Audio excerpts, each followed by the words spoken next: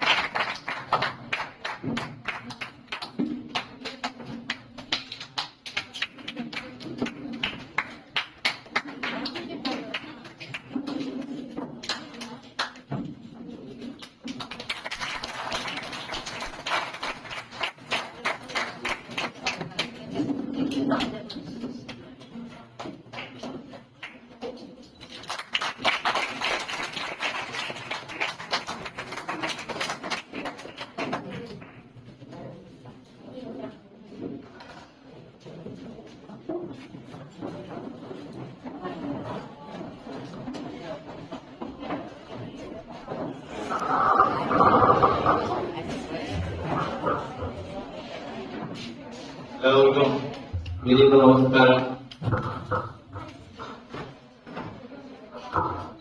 ബഹുമാനപ്പെട്ട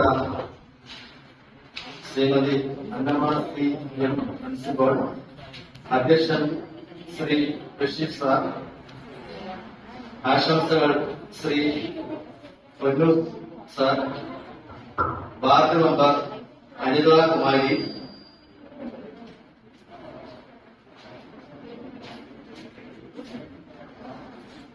ഫാദർ ജിബു അച്ഛൻ, കുമാരി ദിയ കൃഷ്ണൻ. നന്ദി അറിയിക്കുന്നത് Srimathi Jaya John, staff secretary. വേദിയിലിരിക്കുന്ന വിശിഷ്ട വ്യക്തികളെ, അധ്യാപകരെ, മാതാപിതാക്കളെ, വാത്സല്യ കുഞ്ഞുങ്ങളെ, ഞാൻ വളരെ സന്തോഷത്തോടു കൂടിയാണ് ഈ ഒരു വേദിയിൽ ഇപ്പോൾ നിങ്ങളോടൊപ്പം ആയിരിക്കുന്നത്. എന്താണെന്ന് വെച്ചാൽ, ഞാൻ ഇവിടെ വരുന്നത് അറിഞ്ഞപ്പോൾ തന്നെ എനിക്കിങ്ങനെ ഇവിടുന്ന് ഒരു പോസ്റ്റ് എനിക്ക് അയച്ചു തന്നു, ഇവിടുത്തെ ടീച്ചർ എനിക്ക് അയച്ചു തന്നു. അപ്പൊ നമ്മളെ എന്തോ കിട്ടിയാൽ നമ്മളിപ്പോ ഒരു ഫേസ്ബുക്കിൽ ഇടുക എന്ന് പറഞ്ഞാൽ നമ്മുടെ എല്ലാവരുടെയും ഒരു ഹോബിയാണല്ലോ. അപ്പൊ ഞാനിത് ഇട്ട് കഴിഞ്ഞപ്പോൾ തന്നെ കുറെ കുട്ടികൾ എന്നെ വിളിച്ചു, ചേട്ടാ ഞങ്ങൾ പഠിച്ച സ്കൂളാണ് എന്ന് പറഞ്ഞിട്ട് ഒരുപാട് പേര്, ഞങ്ങൾക്ക് ഒരുപാട് അഭിമാനമുണ്ട് എന്ന് പറഞ്ഞ് ഒരുപാട് കുട്ടികൾ എന്നെ വിളിച്ചു. അതെനിക്ക് ഭയങ്കര സന്തോഷം ഉണർത്തിയ ഒരു കാര്യമാണ്. പ്രത്യേകിച്ച് എന്നെ ഇവിടെ ക്ഷണിച്ചത് എന്നെ സഹോദരത്തിൽ സ്നേഹിക്കുന്ന ഫാദർ ജിബു അച്ഛനാണ്.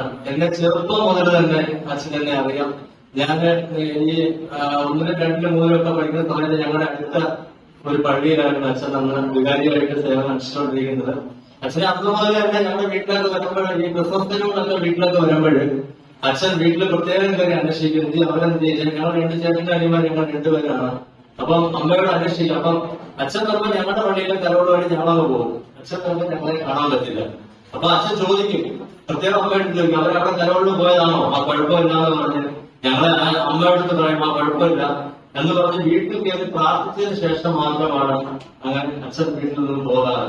അപ്പൊ അച്ഛൻ എന്നെ ഇവിടെ ക്ഷണിച്ചതില് അച്ഛന്റെ ഒരു വിദ്യാർത്ഥി തന്നെ എനിക്ക് പറയുന്ന ഒരു ഇതുമില്ല. ഞാൻ അതുകൊണ്ട് എനിക്ക് ഒരുപാട് സന്തോഷമുണ്ട്.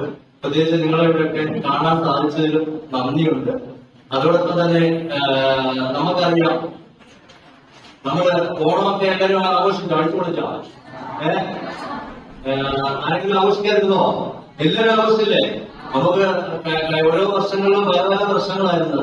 കൊറോണ, പ്രളയം, ഓരോരോ പ്രശ്നങ്ങളായിട്ട് നമുക്ക് ഓണം ആഘോഷിക്കാൻ പറ്റാതിരുന്ന സന്ദർഭത്തിലാണ് ഈ വർഷം നമ്മൾ എല്ലാവരും ഓണം ആഘോഷിച്ചത്, ഇല്ലയോ? അപ്പൊ ദൈവത്തോട് എല്ലാവരും നന്ദി പറഞ്ഞോ? നമ്മൾ ഓരോ കാര്യങ്ങൾ ചെയ്യുമ്പോൾ ദൈവത്തോട് പ്രത്യേകം നന്ദി പറയണം. നമ്മുടെ ആദ്യത്തെ വിദ്യാലയം ഏതാണെന്ന് അറിയാമോ?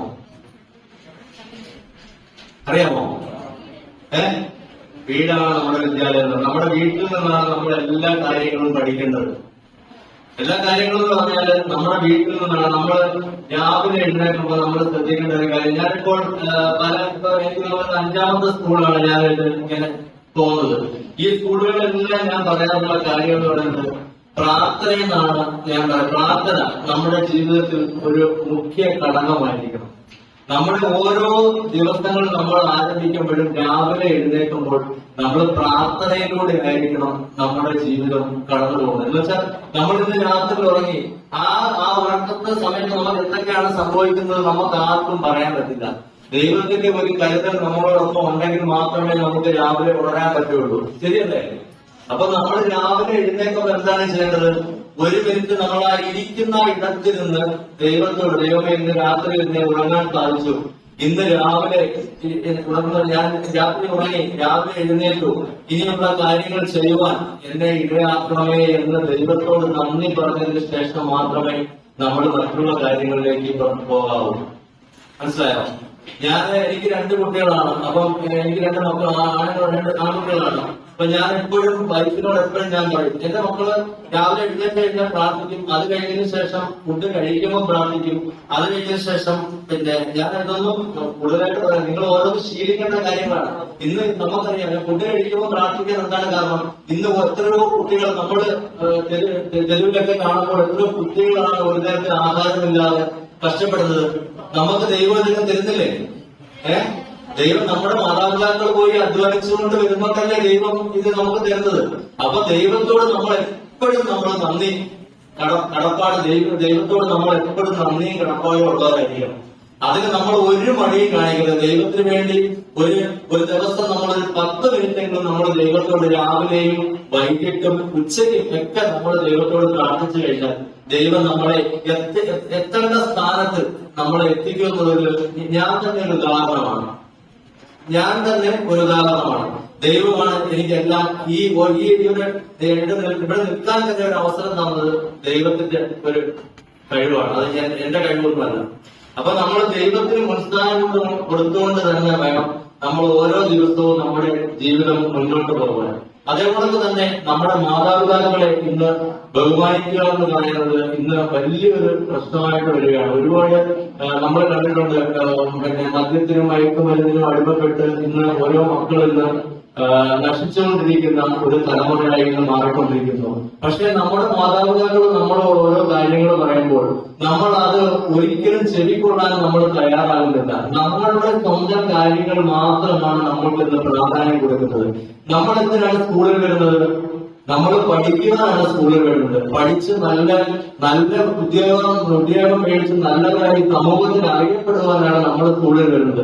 അല്ലാതെ നമ്മൾ ഒരുപാട് വസ്ത്രങ്ങൾ ഇട്ട് പിന്നെ അല്ലെങ്കിൽ ഞാൻ അതാണ് ഇതാണ് എന്ന് കാണിച്ച് മറ്റുള്ളവരുടെ മുമ്പിൽ പ്രീതി നേടുക എന്നുള്ളതല്ല നമ്മുടെ കടമയെന്ന് പറയുന്നത്. നമ്മുടെ കടമയെന്ന് പറയുന്നത് നമ്മൾ പഠിക്കുക, നല്ല രീതിയിൽ പഠിക്കുക. എത്രയും നമ്മൾ പഠിച്ചെടുക്കാൻ പറ്റുമോ അത്രയും രീതിയിൽ നമ്മൾ പഠിച്ച് മുന്നോട്ട് പോകുമ്പോൾ ആ പഠിക്കുന്നതോടൊപ്പം നമ്മുടെ പ്രാർത്ഥനയും മുന്നോട്ട് പോയി കഴിഞ്ഞാൽ ദൈവം നമ്മളെ എത്തിക്കേണ്ട സ്ഥാനത്ത് നമ്മളെ എത്തിക്കും എന്നുള്ളതിന് യാതൊരു സംശയവുമില്ല.